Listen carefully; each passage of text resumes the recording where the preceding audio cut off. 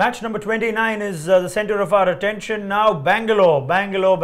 Have you had enough time to recover or digest what happened at the Eden Gardens? 49 all out, but you've got to pick yourselves up quickly. You're back at the Chinnaswamy. You're taking on Hyderabad, who had a bit of an upset of their own, Brad Hogg, in that last game.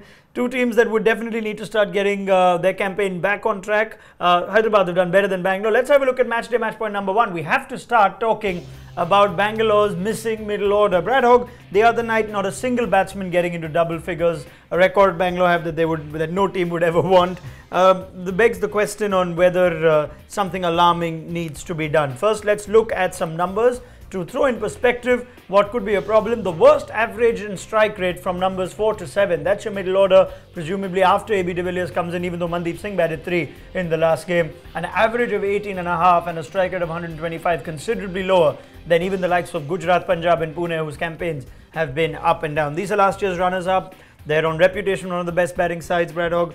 You have 45 seconds to tell me how all of this can turn around in 2 days.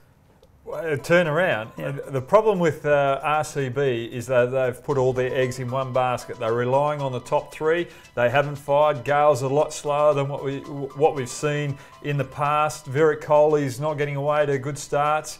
And then you've got the difference between AB de Villiers, Head and Watson. There's just been circular chairs there because they always go for that bowler down their bottom. And then the other night when KKR were playing, it was only a small total that they were chasing. You just know with RCB, if you get 3 early wickets, you get 2 of those top 3 batsmen out, you're into that middle order where they haven't performed, and you know that you're half a chance, even though that you've got a slow score. So when KKR were bowling the other night, if they knew they had 70 runs on the board with 3 wickets down, they were going to win it. Good job on the summary in the time frame, but I'm going to spend a little more time with you on this because we must. Your conversation was as long as the innings of Bangalore the other night, about 50 seconds. But just that middle order, no one's really got a score of any significance after the AB and Kohli and Gale are gone. Just your thoughts on that. Look, I think it could be a process of the way that they actually train.